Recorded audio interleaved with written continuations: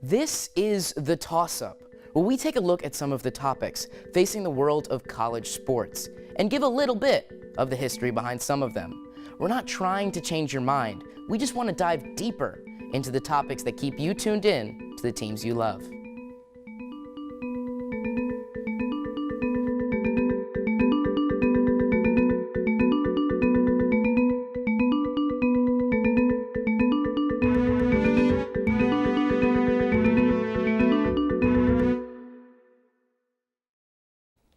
Inequality in sports is almost undeniable, whether it be the way in which female athletes are treated on the field or the way they are treated off of it. There's almost no conceivable way to make a comparison to the coverage of men's sports.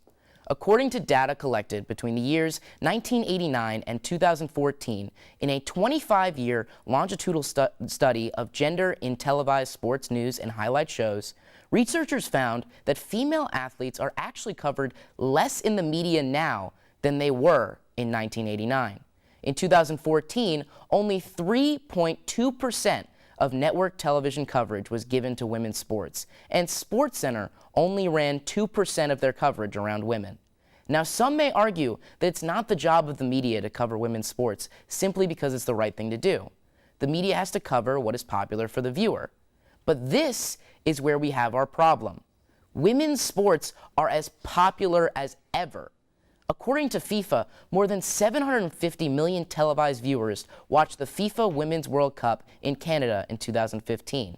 In fact, the championship game of that tournament was the most watched soccer match in U.S. history. Thanks to Title IX, we have millions of female athletes and their sports are growing immensely. The interest is statistically there, but the question remains, why isn't there the coverage? With women's basketball dominated by powerhouse teams such as the UConn Huskies, women's tennis dominated by one of the greatest athletes of this generation in Serena Williams, and women's soccer fueled by superstars such as Alexa Morgan and Carly Lloyd, why doesn't anyone ever talk about them?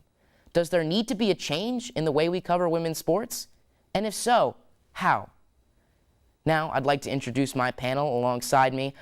This week I have the IDS Little 500 beat reporter Tyler Sork, Crimson Quarry staff writer Michael Tilka, and IDS football and baseball beat reporter Taylor Lehman. Now, first off, just to start off, Taylor, do you think there is a problem in the way we cover women's sports? I definitely think there's definitely an issue in the way that women's sports are covered, based on the fact that you can flip on ESPN and you will most likely see a men's sport being talked about or being covered in a higher capacity than a women's sport. I think when it comes to women's sports, people want to be entertained more, and it's a completely different brand. It's not as exciting. Women's bodies just biologically aren't built as strong or as fast or as tough as men's bodies are. So the game itself will be a little bit slower, and there won't be as many dunks in a basketball game. There won't be as hard of hits as in hockey matches. But the brand is still a solid brand. And I guess that's what we're going to be discussing on this panel. Now, Michael, do you agree with that sentiment, or do you think there's a different way? I think it's such a broad question to ask, and it's really difficult to know whether there is a huge problem with it, because you see people companies such as ESPN that are slowly furthering the brand of women's sports with things like ESPNW and the likes of that. So it's just mainly an organization by organization basis and a company by company basis to see which ones are sort of falling behind in women's sports coverage and which ones are really pioneering the way. And Tyler, what about you? What are your thoughts on the matter? Yeah, I mean, you opened by saying that about 2% of the coverage is only given to women's sports, but I think that when you look at the breakdown of sports fans, it's not 98% of men that are watching sports. There are interest in women's sports, and I would disagree to the point that women's sports aren't as exciting. I mean, there's a beauty and a grace to watching women's basketball. Jesse Eisenberg, the actor, just wrote a great piece for Sports Illustrated about his love of the IU women's basketball team. And he talked about how it was a different style of play. And I think that's the thing that people really need to understand is that, for example, in basketball, men's and women's aren't going to play the exact same way. And once you can get past that, I think you can really start to appreciate what the difference is and the work that the athletes put into their respective sports. Now, can I jump in and of say course. Michael said that E ESPNW provides more opportunities for women's sports to be brought on a national stage, but I don't really see it that way. I think it's a good look, and people know exactly where to go for women's articles and things along those lines. But I think it's kind of degrading to women's sports to open up a department such as ESPNW and say you're not as good, or you're not good enough to be on our main coverage on ESPN or even ESPN2, unless it's a Final Four when UConn was beaten by Mississippi State. But you are going to be featured on ESPNW, which stands for women, and where you'll have a niche audience, and you're not going to be exposed to necessarily an audience who doesn't necessarily know that women's sports do still have a solid brand. I think it's very degrading to women's sports to have a department like that, but I do think that it was started with good intentions. Now, I'm glad you mentioned that, because the reason I brought up this subject in the first place is because I was watching the women's Final Four, and I was surprised to find out that the UConn-Mississippi State game, one of the greatest games in women college sports history, was being broadcast on ESPN2 rather than ESPN, having NBA games being played on ESPN. I thought that was absolutely absurd. And so you bring that up, and you bring that up that it's degrading. Do you guys think that the problem is sexist in nature? Is that the issue behind the lack in coverage? I definitely think that sexism does play a very large part when it comes to coverage of women in sports, because that's sort of been the issue for the past few years. Recently with the Women's March in Washington, D.C., there's still issues that America and society as a whole are still trying to face and overcome, and women's sports is definitely in that conversation. So I definitely think it roots from sexism that we're still not necessarily over yet. I think it's sexist, and I have a specific example that I'd like to use. Rachel Banham, an electric guard for Minnesota last year, she was a senior, scored 60 points in one game. And sure, it was mentioned on SportsCenter, but Kobe Bryant tweeted at her after the game and said, congratulations. I don't remember exactly what the tweet said, but he was saying, look at this girl, look at this woman, she's scoring 60 points in a game. And it took that Kobe Bryant tweet for them to show an entire highlight, and it was all in a lead up to that Kobe Bryant tweet at the end and Rachel Banham's reaction to it. I thought that seemed a little sexist that a man and a legend in the NBA where men play basketball had to tweet about a woman to show the entirety of the highlight. I don't think, if that tweet wasn't made, I don't think it was necessarily going to be an entire highlight. Yeah, Taylor, there was a tweet not too long ago by Darren Rovell of ESPN, and what he was saying is, 35 years ago today, Reggie Miller's sister Cheryl scored over 100 points in her high school basketball game. Why do we have to start with that being Reggie Miller's sister? Why can't it just be Cheryl Miller, and then you can say Reggie Miller's sister, if that's even necessary to put in the tweet? I mean, is it that hard for people to Google who is Cheryl Miller if they don't already know who she is? I mean, she was one of the most dynamic college women's basketball players of all time. And I think that's just straight up sexist and disrespectful to preface it by calling her Reggie Miller's sister. Now, we've acknowledged that there's clearly an issue. If you wanted to make any changes to how the media covers women's sports, what do you think those would be? How do you think we should change our approach to covering women's sports? Tyler, what do you think? Yeah, I mean, it's the concept of the media telling people what to think about, what to talk about. And when you have, like Taylor said, an ESPNW, it's here's what we want you to think about, and then here's the women's sports. So really, if ESPNW could go away, I would see that as a positive thing. Why is it just, it's not ESPN-M, it's not ESPN men's sports. So that's one thing, but there are a whole plethora of issues as to why women aren't covered as equally.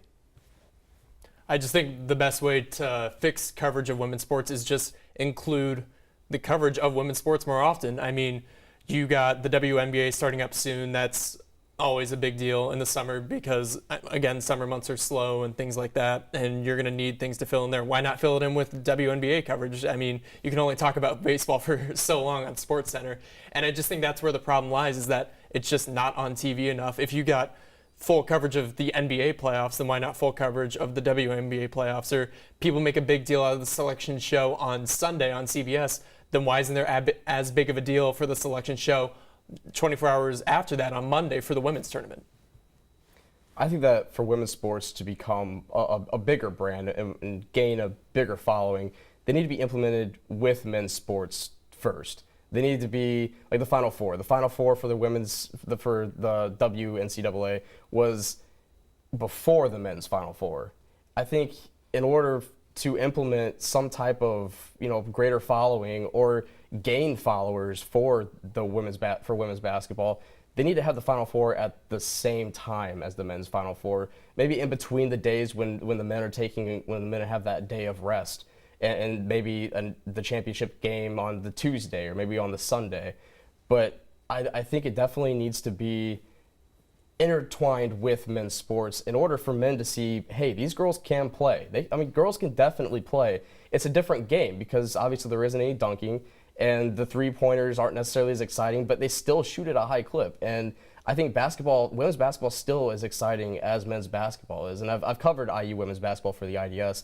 And it's great. The girls are fun, the coaches are fun, and they're really passionate about what they do, even more passionate than the men that play men's basketball. I think you need to show that they are equal in order for people to follow women's basketball as much as men's basketball, if at all, if anywhere close. And I think a big point of that is how we define the sport. So many times you hear Lady Hoosier and Hoosier. It's not the men are the men's Hoosiers. They're just both Hoosier. Why do we have to differentiate? That's always a big thing for me. I certainly agree with that sentiment. Now, I think the last question I think is an important one to ask. Do you foresee a time when women's sports will be covered as much as men's? And if you do, is it anytime soon? To be honest, I really don't see that ever happening. There's always been more interest in men's sports, and men are more likely to be a sports fan than women. At the same time, there is a growing interest in women's sports. This past Sunday, the Women's National Championship was up 20% in the ratings. It got, I believe, a 2.8, which is a very respectable rating for a sport that gets a fraction of the coverage for men. I really think in the next 5 to 10 years, just with the way social media is evolving, and again with things like the Women's March and society as a whole, there's a general uptick and more feminism and things like that are on the rise, which I think is great for sports and society as a whole. And I think another thing that needs to be broken through is sort of the glass ceiling of sort of analyst positions and coaching positions, because for the longest time, there's never been an issue with men coming over to coach in women's basketball, but there's never been a woman to coach in NCAA men's basketball or the NBA. And we could be on the cusp of the first female head coach in the NBA with the San Antonio Spurs. And once we sort of break that glass ceiling and things like that, I think that the floodgates will open for women's sports coverage and the double standard will sort of die down. I agree with Michael. I definitely think that women should be offered more coaching and more analyst positions. You see Jessica Mendoza for baseball on ESPN. I think she does a great job, and you see coaches moving up as assistant coaches in the NFL and the NBA as well. I think the NBA is the closest to getting a woman head coach, but I don't see women's sports ever having the same following as men's sports, and I think it was all. I don't think it's anything that was necessarily this generation's fault. I think it was 50 years ago when women were being held back from playing sports, and even when they did have an interest in it. I don't think it's anything that we can necessarily change quickly. I think if it ever does come to a point where women are being watched as often as men, it's going to be a good 2-3 decades ahead of where we are now. Yeah, you guys make really great points, and I wholeheartedly agree with that sentiment. Especially with yours, Michael, about how women can be a head coach in the NBA. You look at Becky Hammon, she's been with the Spurs, and she's done a great job. And I think at the end of the day, players only really care about who can help them succeed. And if Adam Silver, the commissioner of the NBA, does need to push that a little bit, I think that's good because, it breaks down barriers and shows that women can do the same things as men. Well, we've certainly acknowledged that there's an issue there, and it'll be interesting to watch moving forward whether there'll be proper changes made to the coverage and to even, like you mentioned, coaching involvement and involvement all around sports.